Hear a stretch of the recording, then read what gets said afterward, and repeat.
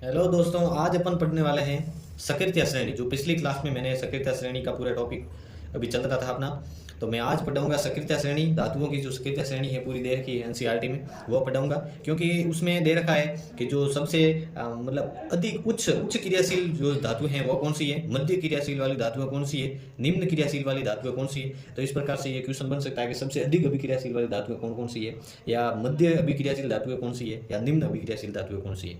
तो इसको अपन करेंगे।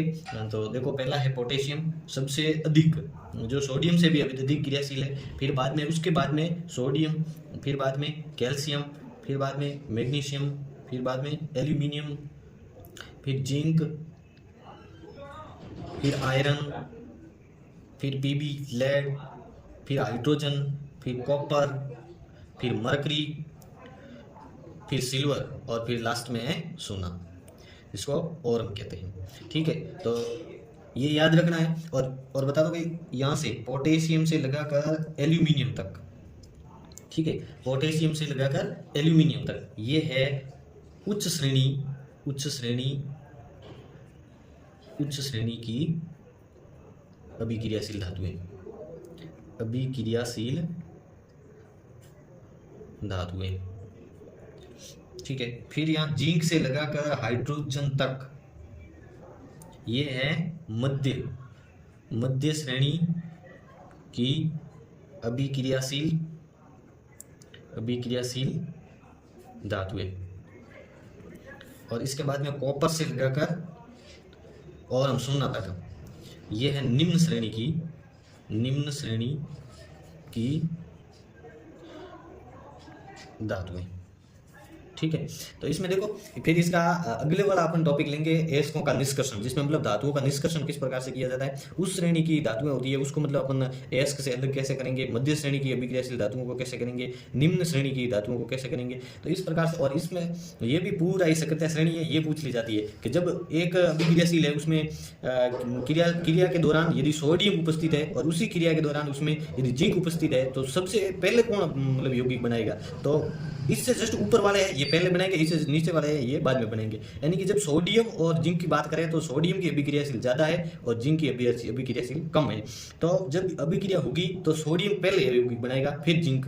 लेकिन जिंक इनको प्रतिस्थापित नहीं कर सकता क्योंकि इसकी अभिक्रियाशीलता ज़्यादा है। अब देखो इसमें मैंने ये पूरे अपन ने मतलब ये यहाँ से लगाकर ये पूरे जो तत्व दे रखे हैं धातुओं के, तो इसमें अपन को याद रखने के लिए मैंने जो एक ट्रिक्स का इस्तेमाल किया है, जिसमें काना ने काम मांगा। क्या मांगा काना ने? काम मांगा। और आलू जले फिर, जब कान्हा ने काम मांगा तो आलू जले फिर। आलू जले फिर मैंने ये बीच में इसलिए ले रखा है कि जब अपन में धातुओं की मतलब बात करी थी तो भाप से अभिक्रिया करने वाली धातुएं थी, वो थी ये एल्यूमिनियम, जिंक और आयरन। तो आलू जले फिर भाप से, ऐसा वहाँ पर ट्रिक्स थी। तो मैंने इसमें भी शामिल किया है, जो मतलब अपने को आराम से याद रखेगा। कान्हा ने काम मांगा, आलू जले फिर, प्रभु ही क्या होगा आगे। और ठीक है, ये मतलब पूरा अपन याद रखेंगे। तो इस प्रकार से याद रहेगी, नहीं तो अपन को ऐसा मतलब डायरेक्टली अपन एक बार पढ़ेंगे तो उच्च श्रेणी की धातुएं याद कर लेंगे कि कान्हा ने काम मांगा, आलू, फिर उसके बाद में जले फिर प्रभु, ऐसे मतलब मध्य श्रेणी की, उच्च श्रेणी की और निम्न श्रेणी की, ये तीनों अपन याद रखेंगे। और इसके क्रियाशीलता का क्रम है वो इस प्रकार से रहेगा, ऊपर से नीचे ऐसे चलेगी अभिक्रियाशीलता। उच्च श्रेणी की अभिक्रियाशीलता वाली धातुएं, मध्य श्रेणी की अभिक्रियाशीलता वाली धातुएं और निम्न श्रेणी की अभिक्रियाशील वाली धातुएं। और इसके बाद में और अपन यहाँ पे मैं बता देता हूँ, धातुओं के अपन नाम याद करेंगे, जो मतलब अपन को पूछ सकते हैं कि कौन सी धातु है या कौन सी धातु नहीं है, या धातु या अधातु कौन सी है, ऐसे। तो मैं यहाँ पे लिखा देता हूँ, hydrogen, lithium, sodium, potassium, rubidium, caesium और फ्रेंचियम। और इसके बाद में है beryllium, magnesium, calcium, strontium, barium और बेरिडियम। ठीक है, तो इसको याद करने के लिए अपन ने और सब इस्तेमाल यही कर रहे हैं ट्रिक्स, जैसे ली, ना, की, रब, लीना की रब से फरियाद, लीना की रब से फरियाद। और इसमें याद करते हैं, बेटा मांगे कार स्कूटर, बाप बाप राजी। इस प्रकार से अपन, ये S1 ब्लॉक की है, S1 ब्लॉक, ठीक है, और ये S2 ब्लॉक। लेकिन ये सारी क्या है, धातुएं हैं, तो अपन को याद कर लेंगे इसमें। बाकी अपन को याद है, जैसे जिंक भी है, लोहा भी है, आयरन, लेड भी है, कॉपर भी है, मरकरी भी है, सिल्वर भी है, सोना भी है, ऐसी मतलब धातुएं तो बहुत सारी है, लेकिन अपने एनसीईआरटी में इतनी ही दे रखी है, ज़्यादातर इनका ही उल्लेख है, तो इसमें से लगभग क्वेश्चन बनेंगे। और अपन को याद रखने की मैं ये ट्रिक्स बता रहा हूँ, जो सीधी सीधी याद रखना। लेकिन इस हाइड्रोजन को याद रखना, एनसीईआरटी में हाइड्रोजन को धातु न बताकर एनसीईआरटी में हाइड्रोजन को अधातु बताया है, ठीक है, अधातु, तो इसको छोड़ देना, बाकी वाली ये पूरी पूरी अपने धातु हैं। अब अयस्क का निष्कर्षण, अयस्कों का निष्कर्षण, अयस्कों का निष्कर्षण। अब अयस्कों का निष्कर्षण करेंगे तो मैं लिख दूंगा यहाँ पे, उच्च श्रेणी की धातुओं का निष्कर्षण,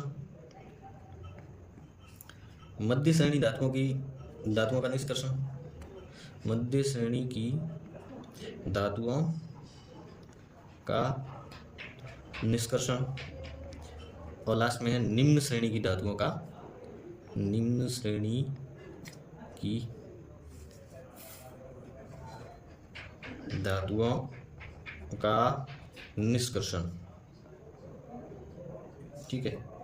इसको 3 में डिवाइड कर लेंगे ऐसे, क्योंकि देखो धातु के 3 प्रकार से है, एक उच्च श्रेणी वाली, एक मध्य श्रेणी वाली और एक निम्न श्रेणी वाली। तो इसमें देखो, इसमें जब ये उच्च श्रेणी की धातुओं का निष्कर्षण अपन पढ़ेंगे, तो उच्च श्रेणी में क्या होता है कि सीधा इसको ऑक्सीजन की मतलब इसको जब अपघटन करवाया जाता है, तो ये सीधे सीधे जब इसको मतलब ताप के द्वारा सीधा सीधा इसका अपघटन करवाया जाता है, इसका अपघटन किया जाता है उच्च श्रेणी की धातु का निष्कर्षण में। इसको पहले गलित अवस्था में बनाया जाता है, गलित अवस्था, और गलित अवस्था में बनाकर विद्युत अपघटन द्वारा इसको सीधा शुद्ध धातु प्राप्त हो जाती है। जबकि मध्य श्रेणी की धातुओं में 2 प्रकार के अयस्क बनते हैं, जिसमें पहला अयस्क बनता है कार्बोनेट के अयस्क, और दूसरे प्रकार के बनते हैं सल्फर के अयस्क, जिसमें जैसे उदाहरण के तौर पर जिंक कार्बोनेट या जिंक सल्फर। तो इसमें मतलब ये कार्बोनेट के अयस्क बनेंगे और ये सल्फर के अयस्क बनेंगे। तो कार्बोनेट के अयस्क बनेंगे तो ये तो एक विधि होती है जिसको कहते हैं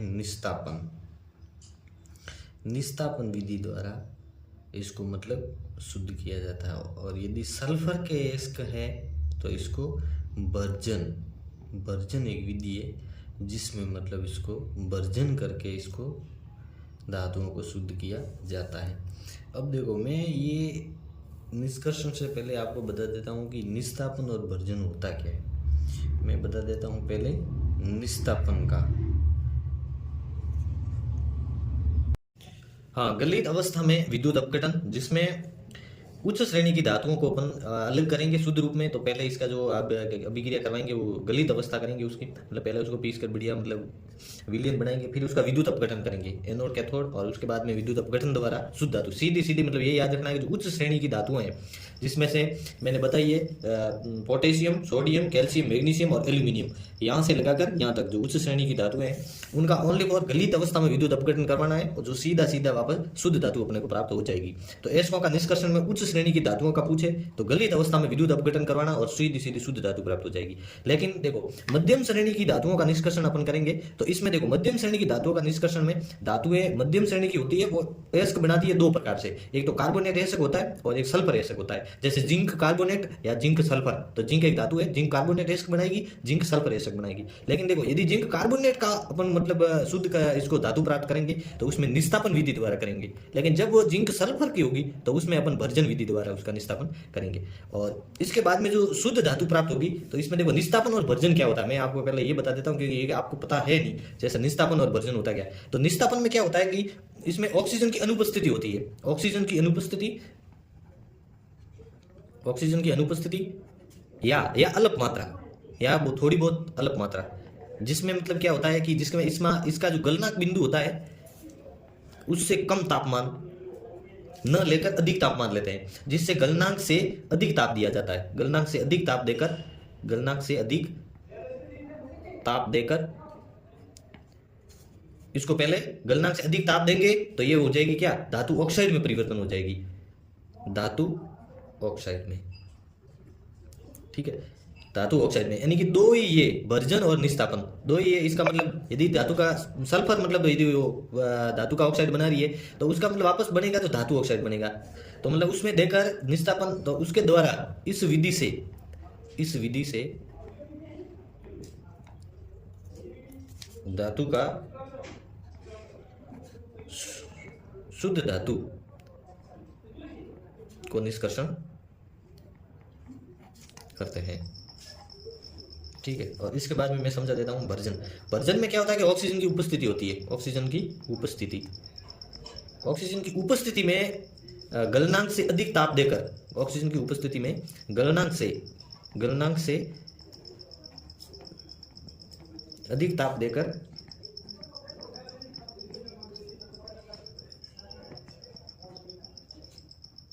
धातुओं का निष्कर्षण किया जाता है।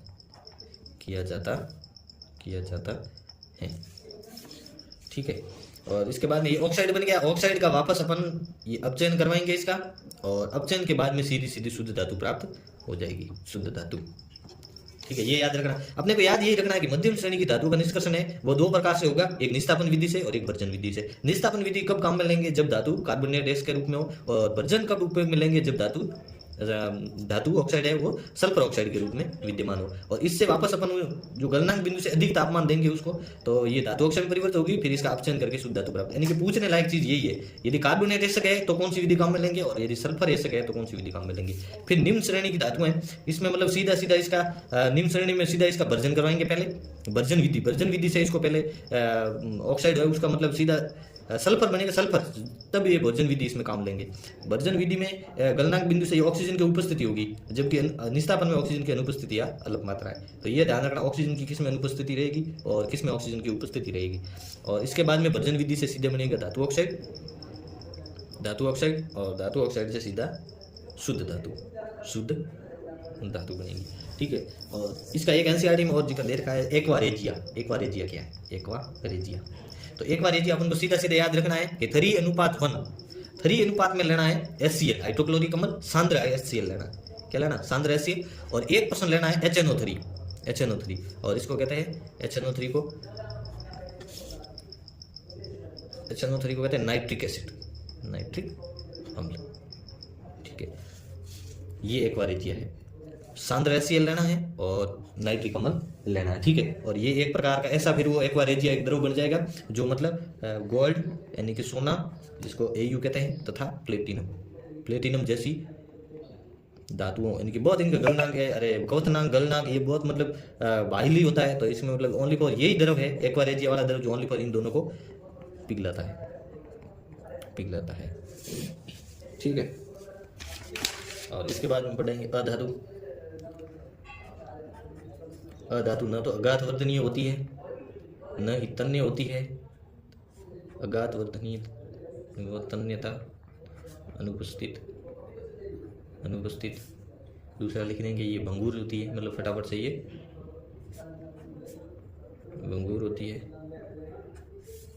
और तीसरे नंबर पर लेंगे इसमें बंगूर का मतलब ये होता है कि जब इसको अपन मतलब थोड़े से पीटेंगे तो पतली चादर नहीं बनेगी, ये एकदम से बिखर जाएगी। जैसे ये पत्थर पर अपन कोई भी चीज़ से पीटते हैं तो उसको मतलब क्या है, वो एक न कि चपटी हो जाती है बल्कि वो सीधी बिखर जाती है, तो ऐसे बिखर जाती है धातुएं।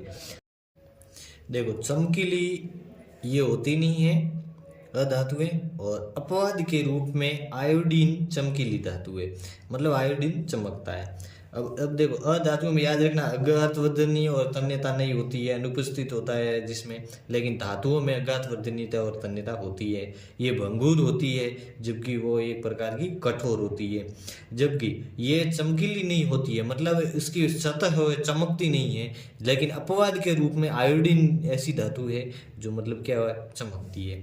अब इसके बाद में एक और याद रखना, जैसे कॉपर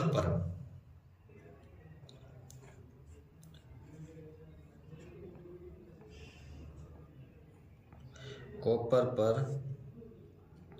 हरे रंग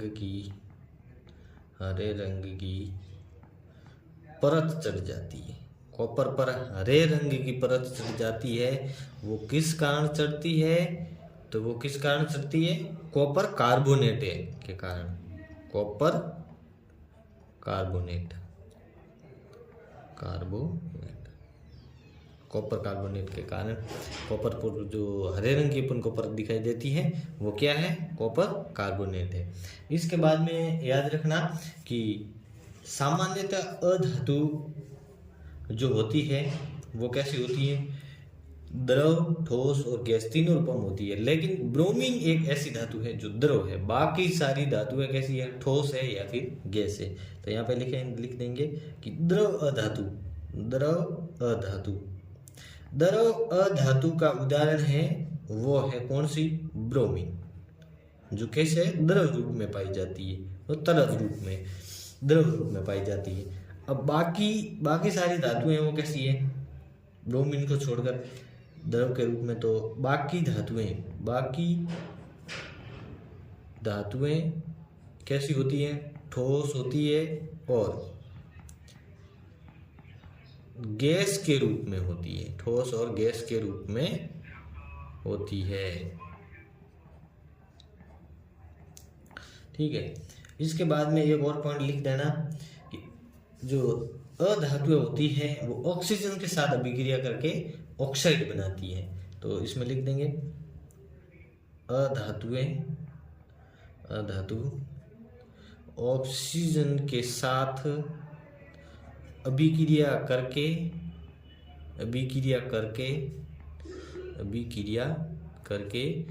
ऑक्साइड बनाती है। क्या बनाती है, ऑक्साइड बनाती है। ऑक्साइड धातुएं भी बनाती थी, लेकिन अधातु ऑक्सीजन के साथ ये भी ऑक्साइड बनाती है। लेकिन ये याद रखना, जो मतलब अधातु ऑक्साइड बनाएगी वो कैसी होगी, अधातु ऑक्साइड अम्लीय प्रकृति के होते हैं। कैसे होते हैं, अम्लीय प्रकृति के। जबकि धातुओं के ऑक्साइड बनती है वो धातु ऑक्साइड कैसे होते हैं, क्षारीय। जबकि अधातु ऑक्साइड होते हैं वो अम्लीय प्रकृति के होते हैं। ये याद रखना, अम्लीय प्रकृति के होते हैं।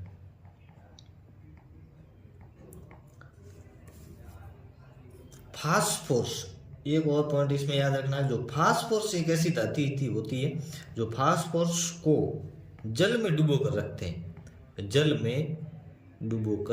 रखते हैं। फास्फोरस को किस में डुबो कर रखते हैं, जल में डुबो कर रखते हैं। क्योंकि फास्फोरस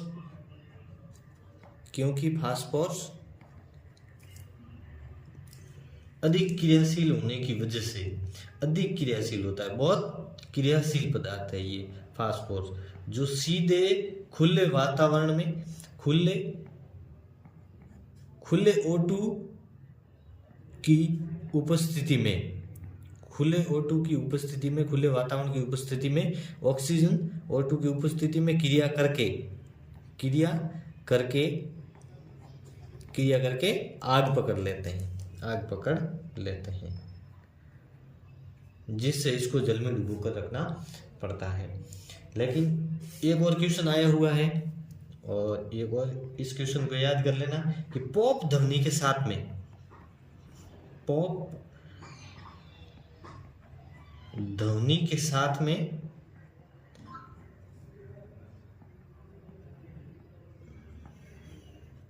जलने वाला तत्व, पॉप ध्वनि के साथ में पॉप ध्वनि के साथ में जलने वाला जो तत्व होता है वो हाइड्रोजन गैस होती है। कौन होता है? हाइड्रोजन गैस होती है जो पॉप ध्वनि के साथ में जलती है। अब देखो, अब ये इतने याद रखना। और अब मैं इसको सामान्य उदाहरण बता देता हूँ अधातुओं के।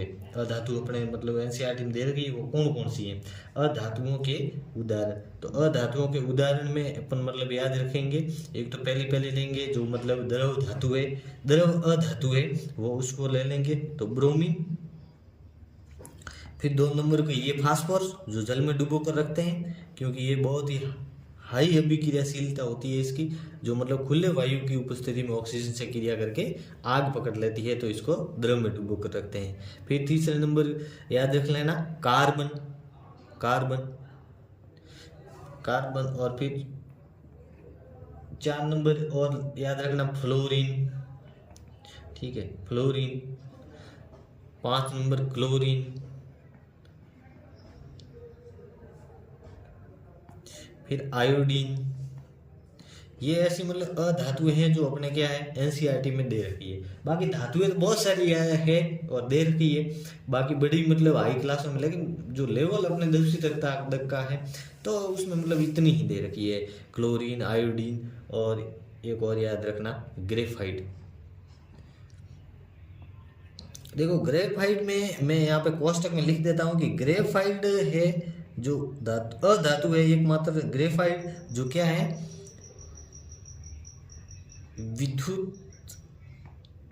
विद्युत की सुचालक है, विद्युत की सुचालक है। लेकिन बाकी वाली है अधातु है वो विद्युत की क्या है कुचालक है। और ये सुचालक है क्योंकि इसमें मुक्त इलेक्ट्रॉन पाए जाते हैं, इसलिए ये विद्युत की सुचालक है। और बाकी एक ये याद रखना कि कार्बन के अपर रूप याद रखना, कार्बन के अपर रूप। तो कार्बन के अपर रूप कौन कौन से? पहला है हीरा, फिर 2 नंबर है ग्रेफाइट,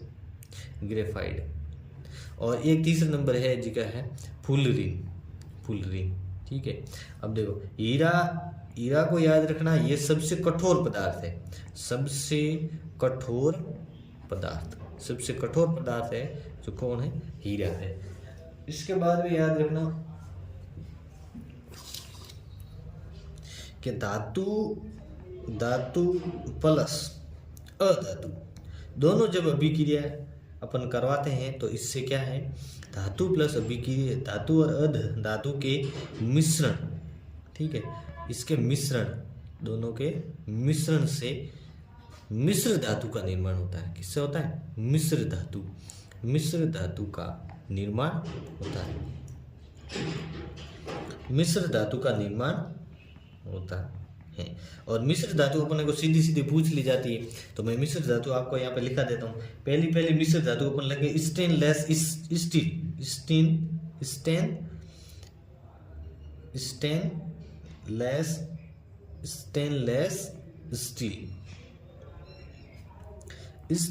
स्टील में क्या क्या होता है? तो एक तो होता है क्या नाइक्रोम प्लस एक होता है क्या निकेल होता है। नाइक्रोम निकेल प्लस 0.05% कार्बन, ये याद रखना क्योंकि ये एनसीईआरटी में दे रखा है। तो मतलब अपने को पूछ लेता है कि भाई स्टेनलेस स्टील में कौन कौन सी धातुएं हैं, कौन सी धातु और अधातु मिश्रण कौन कौन सा है? तो नाइक्रोम है, निकेल है, ये भी न से स्टार्ट हो रहा है, ये भी न से स्टार्ट हो रहा है, तो नाइक्रोम, निकेल और 0.05% कार्बन। और एक दूसरे नंबर की है मिश्र धातु जो है कांसा, ठीक है। अब देखो इसको याद रखने के लिए मैंने ये अपन मतलब इसमें देखेंगे ये क है और ये स है, कांसा, ठीक है। तो क से तो लिख देंगे क्या कॉपर कॉपर, ठीक है। प्लस यदि ये सा है तो ये एस रहता है, एस को टीन कहते हैं, क्या कहते हैं? टीन। तो देखो कॉपर और टिन ये दो मिश्र धातु है जिससे कांसा बनाया जाता है। फिर इसके बाद में है पीतल। क्या है? पीतल।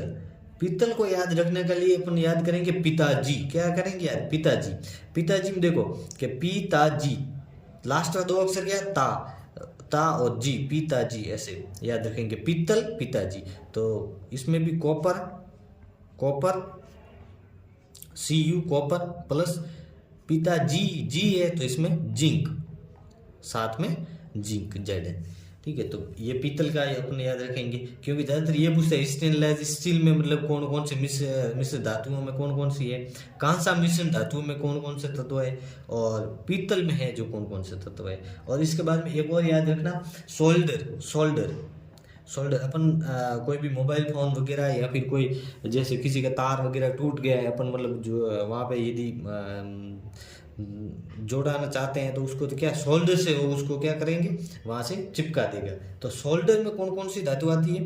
तो एक तो आती है Sn टिन और एक आती है लेड। तो ये तो बाद वाली अपने को याद है, आराम से रह जाएगी। सोल्डर है, स है, Sn टिन प्लस लेड और इसको Pb लेड। और ये याद रखना कांसा, क से कॉपर, स से Sn टिन। यहाँ पे पीतल पिताजी यानी कि प से त से तांबा और जी से जिंक। फिर सोल्डर एस से Sn और प्लस लेड, ये याद रखना। और एक धातु नोट लगा के मैं यहाँ पे लिख देता हूँ, एक और अपने NCERT में दे रखी है जिसका नाम है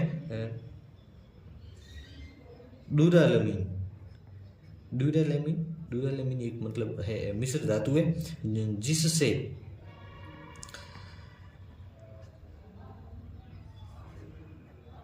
जिससे एरोप्लेन हवाई जहाज वगैरह जो भी ऊपर ये चलते हैं अपने हेलीकॉप्टर वगैरह, उसमें क्या है कि ये इसमें उसके पार्ट्स, एरोप्लेन्स के पार्ट्स बनाए जाते हैं।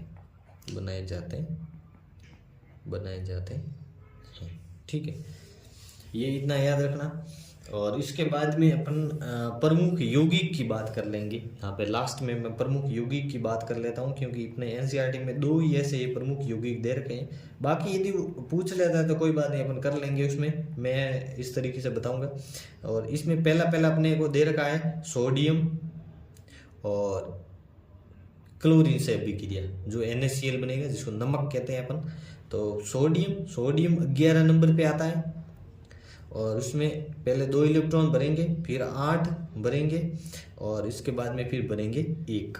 ठीक है, और क्लोरीन आता है 17 पे, तो पहले 2 इलेक्ट्रॉन, फिर 8 और फिर 7।